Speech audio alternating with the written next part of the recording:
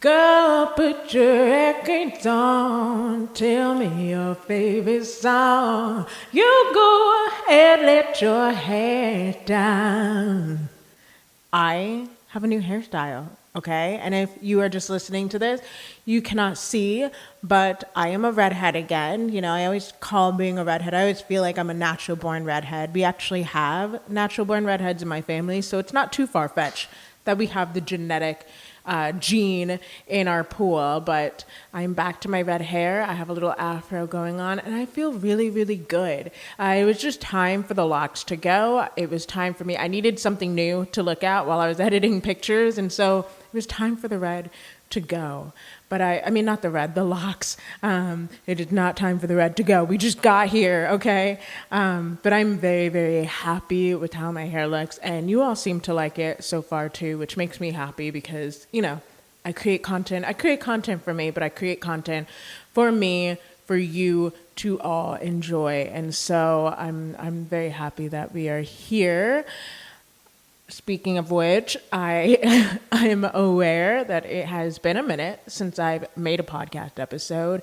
If I'm being honest, it's because this is a fun thing for me to do, and I also have a job. So I sometimes get a little bit behind and have to do some work, and because that actually pays my bills and this does not. And I don't want to stress about getting this done if I am already so stressed about work. It just doesn't make sense for me. I feel like it would suck the fun out of this, and I like this being fun. I like this being like a little phone call. I say it all the time, like a little phone call between friends, and I don't want to feel like I have to stress myself to get this done. Now, should we be back to regular uploads? Yes, they should be happening. I just needed a little bit of time to kind of reacclimate to working full time again. But here we are. We are here. How are you doing? How has life been for you? I hope good. And if not, I hope that you have the tools and the community you need to kind of help you get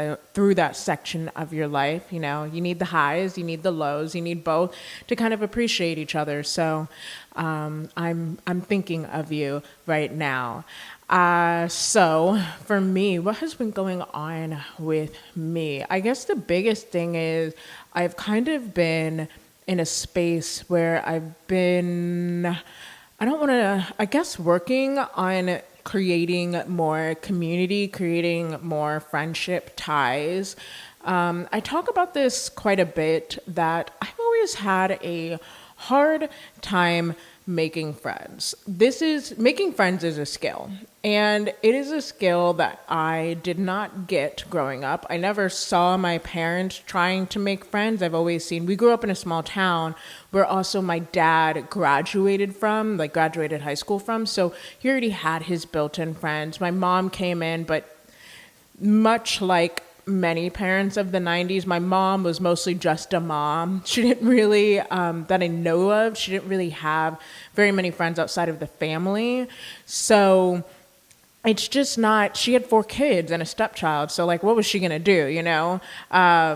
So I just never saw my parents making friends. I personally went to a school where I went, you know, even if it wasn't the same school, I was in the same general area from the moment I started school all the way until I graduated. So I didn't really have to try to make friends. And even in college, I think in college I was so focused on, number one, unlearning undoing a lot of the troubling things that had happened to me in high school, but then also I was just trying to survive, so I didn't really have time to think about developing those friend-making skills.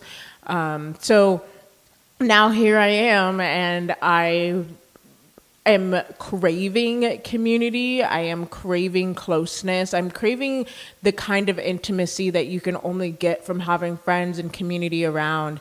And I am trying to develop that, trying to work on that. And I made a tweet.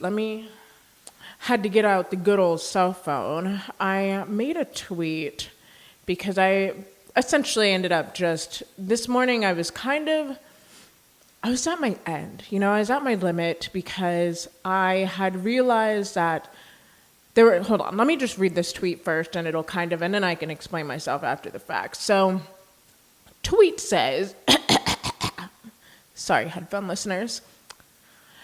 I'm literally so tired of being, why do I sound like a Kardashian when I say that? Sorry. Side note. I'm literally so tired of being a strong Black woman.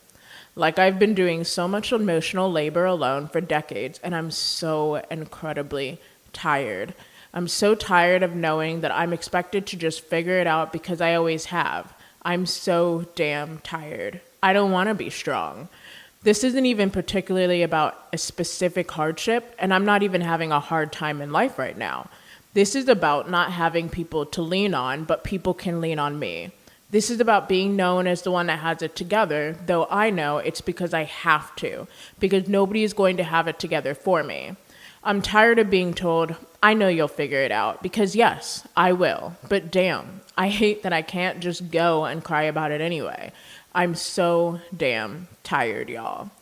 And that tweet came after me just realizing that in a lot of the relationships I have in my life, I play therapist. It's not even, I don't even think it's something that I necessarily do intentionally. It's just, number one, I've always been the chronically available friend, like just time-wise, because have been self-employed for a little over 5 years. So I'm always available.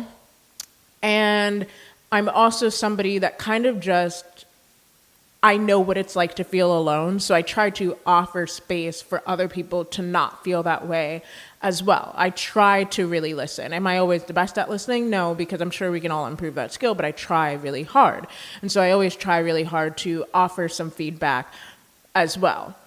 And so in my relationship, this morning I realized in my relationships, I am always receiving so much emotional baggage from other people.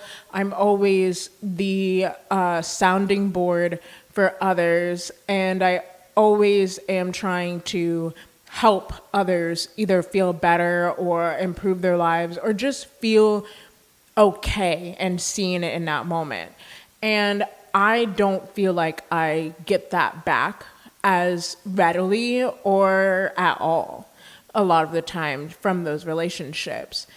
Now, one could argue that you should not expect yourself from others, and I do believe that, but I also think that there's a difference between not expecting to see yourself in others and then just kind of expecting mutual relationships, relationships that don't feel quite so one-sided all the time. I think in general, I have had a very hard time making friends because I think I've always just kind of made friends with whoever was around.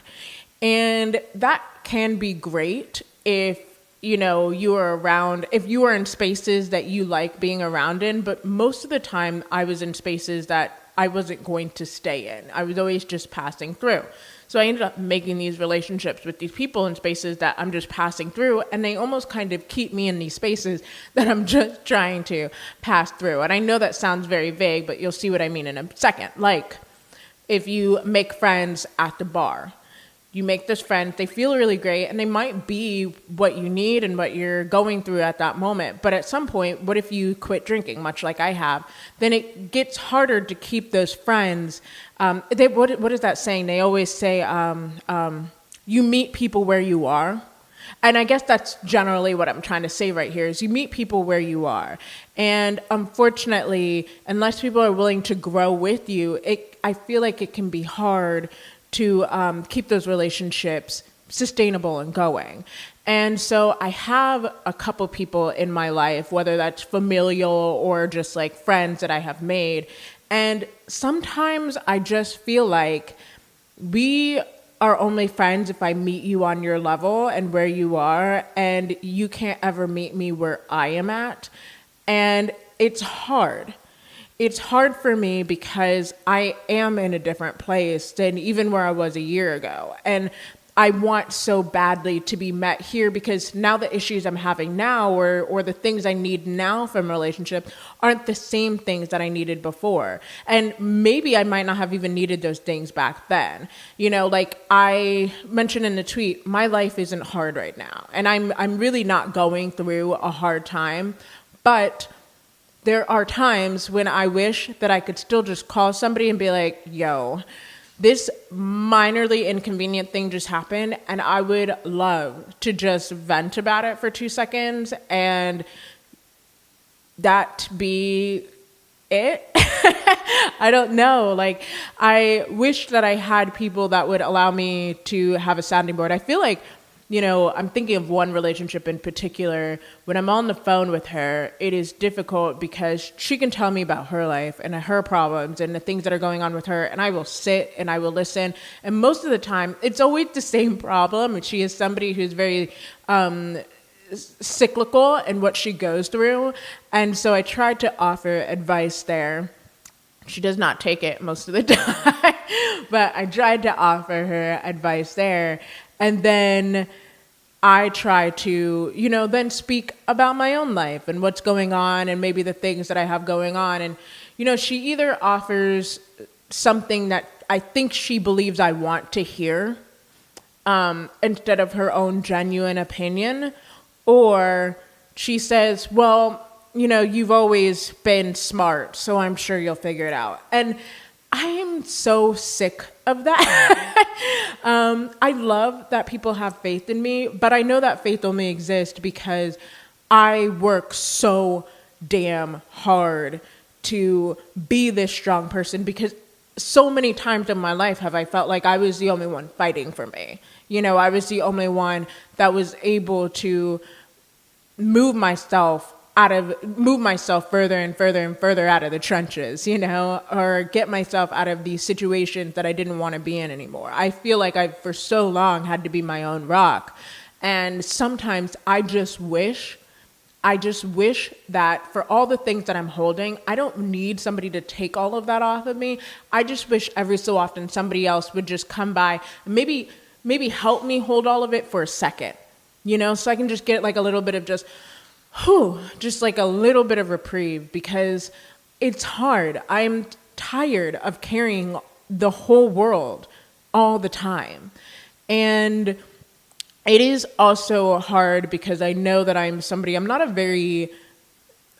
to be careful. I don't want to say I'm not a very vulnerable person, because obviously this podcast is called Personally Yours.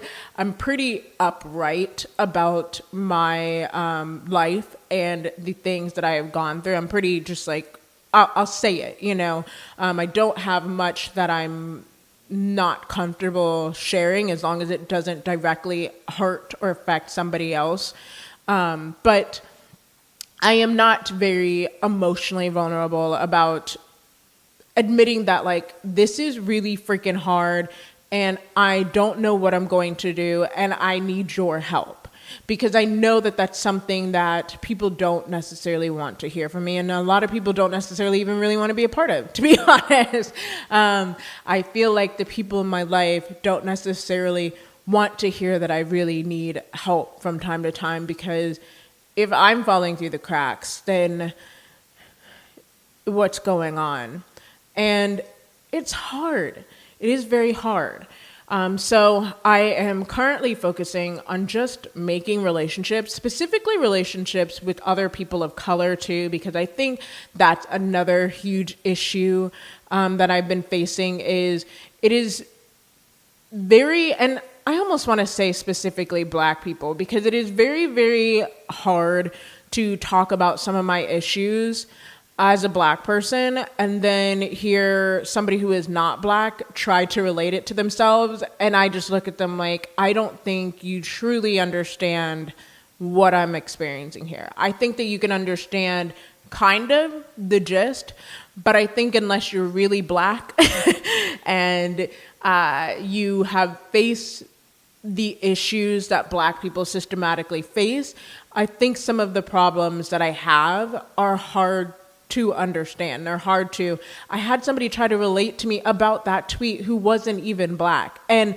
I'm like, this isn't about you. I specifically talk about being a strong Black woman because that is the archetype. And I am that archetype of a strong Black woman. I'm goofy, I'm silly, I'm fun, but I am the archetype of somebody who is very motherly, who is very much so a leader, who is very much so a rock, because she has to be very much so, yeah, well, I have to figure this out because nobody got me like I got me. And that is a very strong Black woman trope that is very much so created in a prototype. And it is something that people enforce and reinforce over and over again. And I'm not saying that doesn't exist in other races, but it is a very specific thing that the Black woman will come and save you. If you look at the mammy complex, you'll know a little bit more about what I'm talking about here. But I feel like, so I'm trying to create more friendship and community amongst other Black people because I just want to feel that sense of community. I want to feel seen in the issues that I'm experiencing, you know? And so I got to go hang out with this really cool person. And oh my God, actually, it was so much fun because we had this idea that we were going to go thrifting. And I hadn't gone thrifting in, I mentioned this before too, I have not bought clothes for myself in years, literally years. And so we had this idea that we were going to go to Goodwill and we were going to go thrifting. And I really didn't think that we were going to hang out that long. I, even in my head, was like, all right, if I need an out, I can just, you know, Red, my little baby boy, he hasn't been feeling too well. And that's like a true thing. So I was like, if I need an out, I could really just say, my kid's at home. I need to go and take care of my kid. Like, I really didn't know what to expect. I was expecting a good time because I really wanted to hang out with this person. This person just is a very, very, you know, without, I don't know too much about them when I was making these assumptions, but just the feeling, the vibe that I got whenever they were around, whenever their friends were around, I got this good feeling, this good, just nice feeling. And so I really, really was, I have been like wanting to hang out with this person for a while. But I did not expect, absolutely did not expect to have as good a time as we did, and then not even shopping. You know, we actually just sat in my car and talked majority of the time. I think we hung out from like 2 o'clock until about 6 o'clock. And 30 minutes of that was spent actually shopping. The rest of it was spent literally either in my car or in the coffee shop, just chatting. And there were so many, it was so nice to meet somebody who I felt like, I'd never felt like so seen before. Because even if we are different, and there are ways that we are different, you know, there are ways that everybody is different, but even though there are ways that we are different, it was so nice to meet somebody who was the same age as me. First off, because most people I hang out with are usually significantly older, not significantly, but quite a few years older and kind of in a different life place than me. It was nice to hang out with somebody my age. It was nice to hang out with somebody who was brown and had a similar upbringing where they were around a bunch of white people and then purposely had to put themselves in Black spaces. It was nice to talk to somebody who is also the oldest. Usually I hang out with the babies of family, which is always wild to me how that always happened. You're either the baby or you're the only something.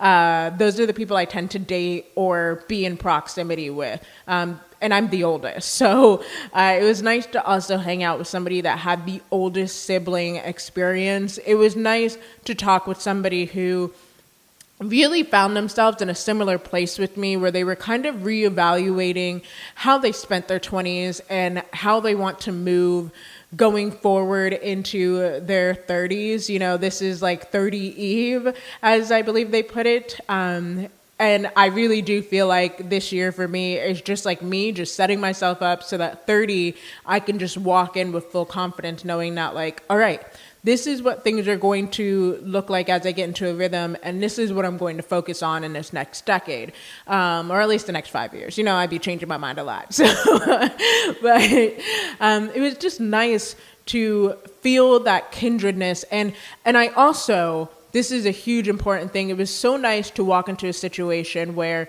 I used to go into meeting people and hanging out with people like, do they like me?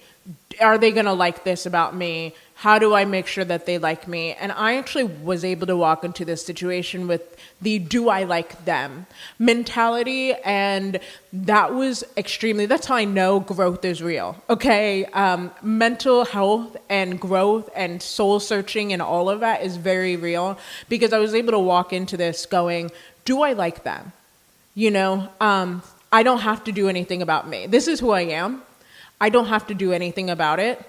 All I have to do is see, do I like this person? And it was very nice. One thing we did, or rather I talked quite a bit about, which I kind of want to explore a little bit with y'all, is sometimes, okay, now, I really hope the mental health community doesn't, the neuro spicy community, doesn't come for me about this, but sometimes I be wondering if I'm a wee bit autistic, okay, and I don't care to have a real diagnosis. I don't know that that's important to me, mostly because I don't know so much that I would do anything with the diagnosis.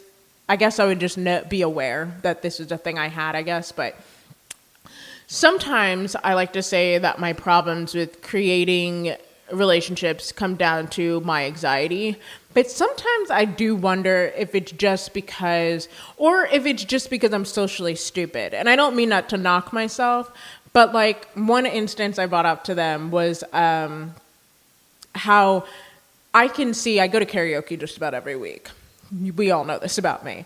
I can see these people on a weekly basis, and they could say hi to me, they could smile at me, they could hug me. And I love and appreciate that. I will not do that to them. And it's not because I don't like them or anything, and because I don't want that kind of interaction. It's because I don't ever want to be off-putting to somebody else by smiling at them or saying hi or hugging them or, being a little bit too familiar and friendly, because I can't tell if we're friends or not. And I'm laughing at myself saying that because I'm like, it just feels silly. It just feels like a weird, silly thought in my brain to have that, like, I can't tell if people are my friends. And I'm like, is it because I'm socially stupid and just don't actually see and understand the cues? Is it because I'm autistic and just don't understand cues? Or is it because I'm anxious and too scared of fumbling? I have a hard time assessing a lot of relationships like that. I have a hard time. I just don't ever want to make people feel uncomfortable by being too familiar. And they're like, why did she even do that? I don't even like her. Or why did she even do that? Like, we're not even friends like that. Like, I don't ever want to do that. And sometimes I do wonder if it's also because, I live in the South now, but in the North, we're quite in our own. We be minding our own business. And people down here, they just be smiling at you for like no reason whatsoever, saying hi, asking how you are, and like listening to how you are. Whereas I feel like up north, it's a little bit more, we got New York. We are a little bit more, I think, just like forward. We're a little bit more like point A, point B. Down here, I feel like people go point A, and then sometimes they go to C, they dip around to J, they hang out, the L, M, N, O, P, and then they come back around to the B. And I just don't, because that is not my background, that is not something I fully understand. I feel like maybe I just automatically come off as a bitch. And I don't mean to, hitting this mic quite a bit. I don't mean to come off as a bitch, but I think sometimes I do, because I am just like, but then sometimes I do wonder if because I'm deaf and there's that language barrier there, that maybe that could be, I don't know, there are plenty of reasons, but these things are holding me back from, I guess, taking relationships beyond the initial like, hi, how are ya, to we should go do something together.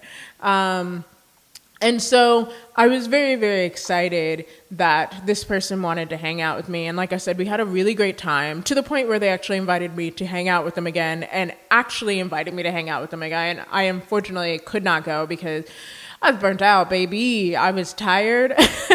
I needed to stay home and rest. But it is nice to know that there is somebody out there that wants to hang out with me, because all that means to me is there are going to be more people. You know, I am for sure at a point where I'm not looking for other people's approval, and I'm not looking to make friends for the sake of saying I have friends. You know, I don't need people around. That is not what I'm saying. I don't need people around just to have people around, is what I'm trying to say. I'm definitely very much so intentionally seeking people to be a part of my corner, to be a part of my crew, my love. And so it was nice to meet somebody who I could look at and go, oh yeah, I feel like that person could add value to my life, and I could add value to their life, and we could have a great time together, but not in a transactional way. That's how you know I'm chronically online. I'd be putting all these disclaimers and stuff, but not in a transactional way, but just in a very, like, you know, you want to add to people's life, you want to help people's life, and you want people to do that back. Because like I said earlier, that's my problem with my other relationships, is I feel like they aren't adding anything for me. In fact, sometimes I feel like they're just stressing me out and they're making me feel bad. And it's not because these people are directly making me feel bad. It's because at the end, I come out empty. I come out underserved. I feel like I give so much and I'm not getting what I need back. And so it was nice to have that moment where I felt like, oh my gosh, I can see. It was also very healing to hang out with somebody like that, because it really showed, like I mentioned, it was nice to go into this with the idea that, like, do I like them instead of do they like me? Because it just makes me see that, like, the relationships I'm going to form now are going to be different and better than the relationships I have made before in the past. Because like a lot of my relationships were codependent. They were dependent upon me being somebody for that person. Because that was honestly what I presented to those people, because I just wanted to be loved at all costs. And now I don't have that in me. You know, now I'm just, this is me. You take it or leave it. Like, this is what I have to offer. If you don't want to buy it, then that's okay, because this is it. This is what I got. And so it's very healing to have a moment where I realize, like, I am just showing up. I'm showing up. I'm hoping this is not a shitty time. And it was nice. It was just, I'm looking forward to our next hangout, point being. So that has been going on. I'm trying to think what else is going on with my life. I did mention a little bit earlier that Red has not been feeling good. He hurt his leg. They think the cartilage in his leg has been wearing down. So he is now on some sort of medication that's supposed to help rebuild that. And hopefully they won't have to do the x-rays and everything. But I will say he is on the up and up. Today he basically pummeled me to the ground. He's a little football player. He's a chunky boy. If you follow me on Instagram, you definitely have seen him. I have 2 little dogs. And Red is the one that's pretty much always in the camera, because he's always right there. He's actually an infant, so he is always around looking for his mommy. He actually just walked in this room right now and then walked out because he saw I was working. But so he is doing quite a bit better. I don't want to make you all worried about him, because, you know, that's y'all's nephew, so don't want you to be worried. What else? Oh, a little thing, just like a little, I guess, back on the relationship thing, but just not. I'm really practicing doing to people what I want done to me. And I know that's like, maybe, I guess, there is a quote that goes with that. I'm drawing a blank, but it's been a while, all right, since I've been in front of the camera, okay? I'm a little rusty. So I'm doing this thing where I'm basically just, I love so much love. I am a Cancer Venus, if that means anything to you. I love love. And I love displays of love towards myself, and I love giving love to other people. And so I am practicing just like doing things for other people that I would love done for me. Not necessarily so that they'll do it for me, but just so that maybe I can fulfill that need for intimacy by spilling it out into others. I'm being very careful about not just like, trying to smother other people.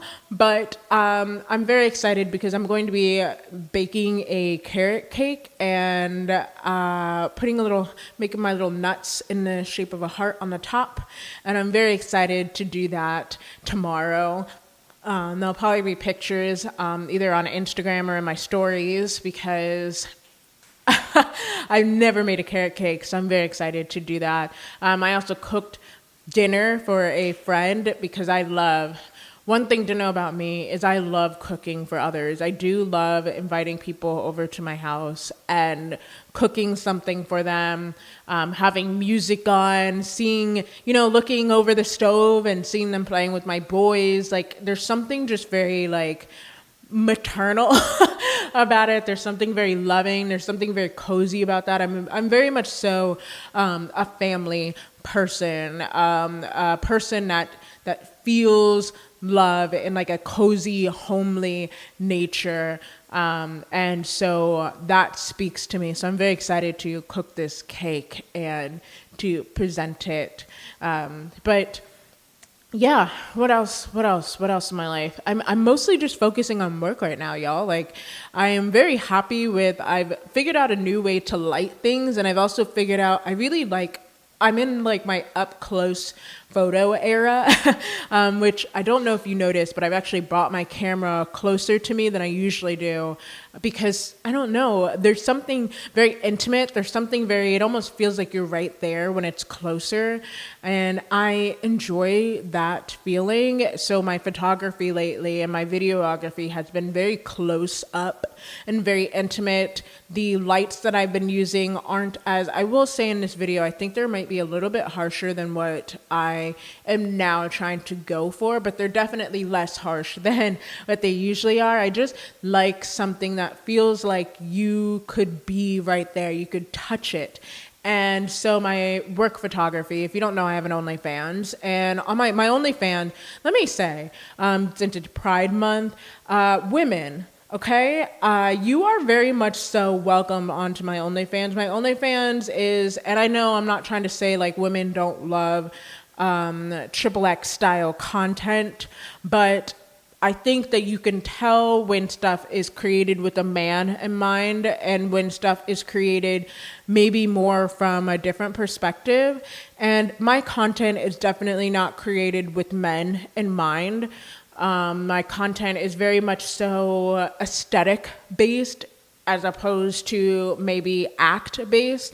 I'm also trying to keep in mind the YouTube censors, but my content is very much so. If you like the content that you see on my Instagram, you would like the content on my OnlyFans, because it's not. There is some stuff that is sexual in nature, but like I said, it's all still very artistic looking. It's not, I get different angles. I have different lighting.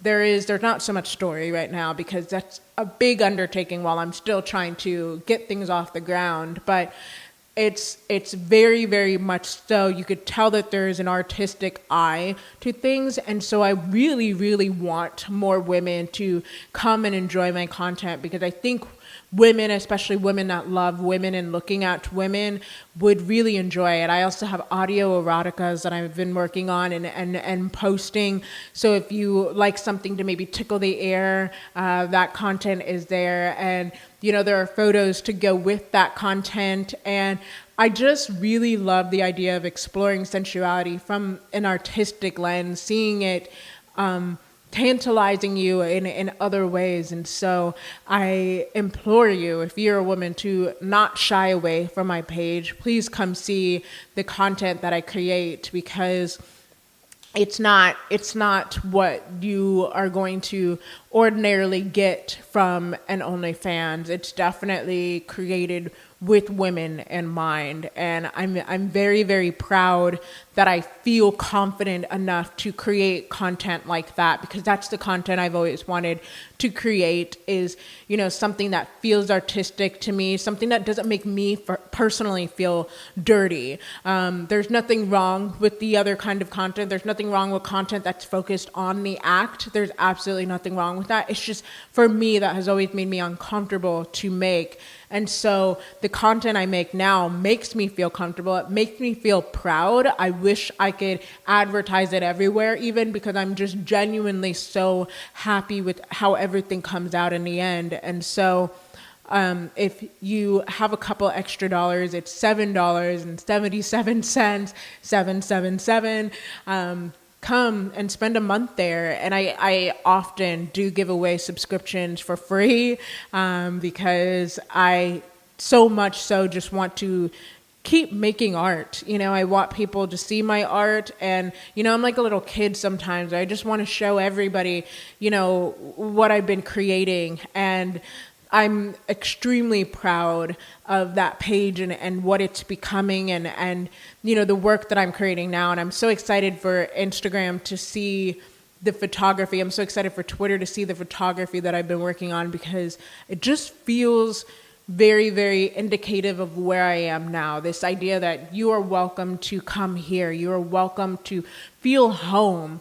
You are welcome to see and enjoy with me who I am, where I am, what I'm wearing, what I'm feeling. It just feels very, very inviting and welcoming. And that's where my art shift has kind of been going these days. You know, a little less sterile, a little less, you know, before I was doing quite concentrated photos from far away, trying to get the background. But the truth is, I've been shooting in the same location for about 7 years, and it's getting harder for me to find differences and to make it feel like I'm always shooting in a new location. And so being able to shoot up close has allowed me to create something that feels different and new and doesn't feel very much like I'm creating the same stuff over and over again. And that's, you know, a little tangent, but I guess that's what podcasts are for. But I'm very happy with the art that I've been creating. And that's really what I've been focusing on, is just creating art and finding community and just being. You know, even logging off sometimes, because I'm on there a lot for work, and just logging off and allowing myself to be around my family, be around my kids, and I'm just happy, y'all. And I think I say that every episode. So when I get sad again, or, you know, if I start to feel sad again, that's going to be an interesting time. But I'm just feeling really, really very much so settled in who I am as a person. And I just want to share that so much. And so I believe that's the end. That's where we're going to wrap things up for this week. I genuinely hope that you are doing okay. And I hope that I have even more to say next week. And until then, I'll talk to you soon. Bye.